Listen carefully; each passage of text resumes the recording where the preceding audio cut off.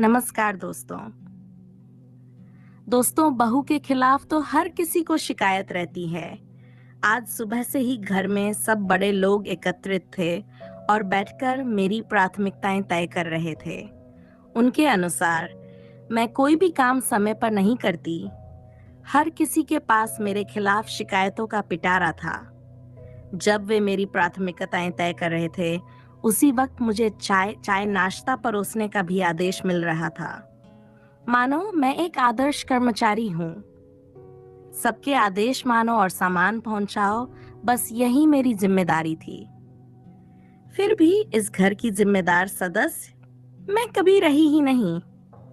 चलिए, मैं आपको अपना परिचय कराती हूँ। नाम सानवी महाजन है।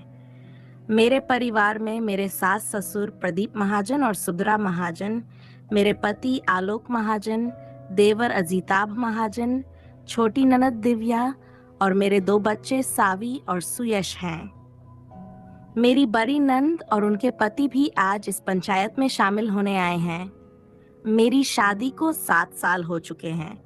जब मेरी शादी हुई थी, तब मैं सरकारी स्कूल में अध्यापिका थी, जो आज भी हूँ। उस वक्त ये इनके लिए गर्व की बात थी, लेकिन आज ये मेरी नौकरी इनके लिए मुसीबत बन चुकी है।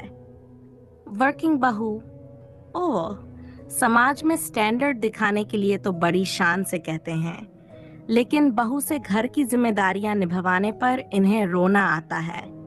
मेरी सैलरी लेना, इसमें कभी किसी को दिक्कत नहीं हुई, लेकिन मेरी मदद करना, इससे तो इनके दिल पर बोझ पड़ता है। और इसी मुसीबत का नतीजा है कि आज पूरा परिवार एकत्रित हुआ है। सबसे पहले तो सबने तय किया कि मेरे माता पिता को भी बुला लिया जाए। फैसला पारदर्शी रहेगा, ऐसा कहा गया।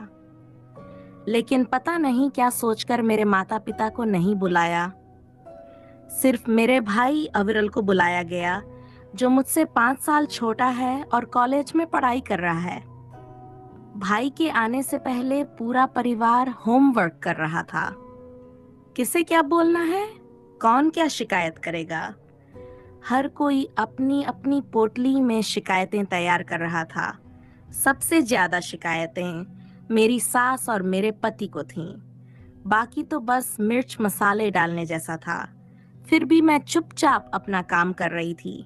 आज न जाने क्यों मेरे मन में कोई घबराहट नहीं थी, लेकिन इतना जरूर था कि मेरे मन में कुछ चल रहा था।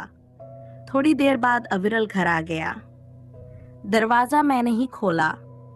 हर बार गले लगने वाला भाई आज चुपचाप मौन था। उसने कुछ नहीं कहा, मैंने भी कुछ नहीं कहा, और उसे लेकर उस कमरे में चली गई जहां पूरा परिवार बैठा था।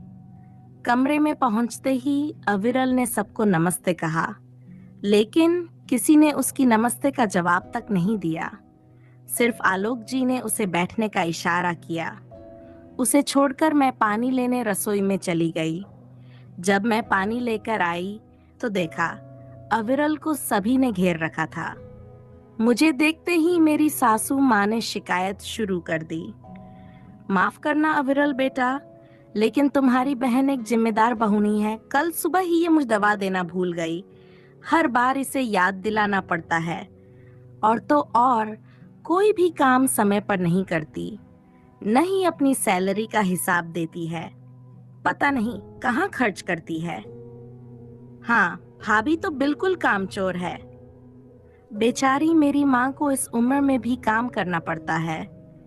कल मेरे कमरे की सफाई भी माँ ने ही की थी। छोटी ननद ने ताना मारा। और मायके आते हैं तो छुट्टी तक नहीं ले सकती। माँ ही हमारे खाने पीने का ध्यान रखती हैं।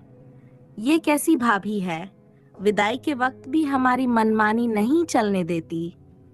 बड़ी ननद ने गुस्से में कहा, भाभी, माँ को इतना कुछ बोल देती हैं। कल को मेरी बीवी ने ऐसा किया तो मैं तो उसे सबक सिखा दूंगा। इन्हें तो सिर पर बिठाया गया है। देवर ने तीखा वार किया।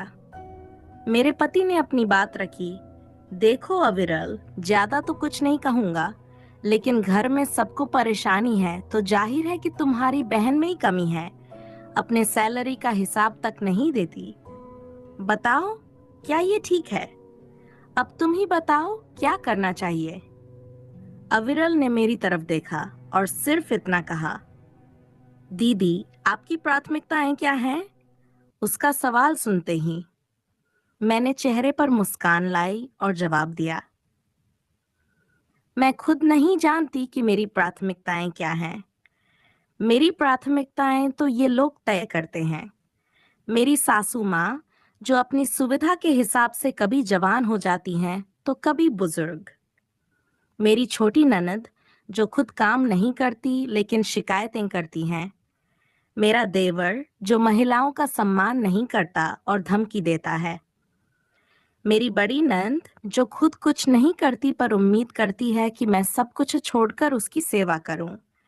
और मेरे पति, जो मेरी सैलरी लेते हैं लेकिन हिसाब पूछते हैं।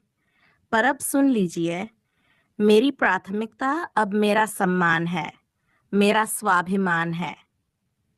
अगर कद्र करोगे तो साथ दूंगी, वरना मैं अकेले भी खुश हूँ। अपनी सैलरी से अपना भविष्य भी सुरक्षित करूंगी। और दो बातें सुनने के लिए तैयार नहीं हूँ, समझ गए ना?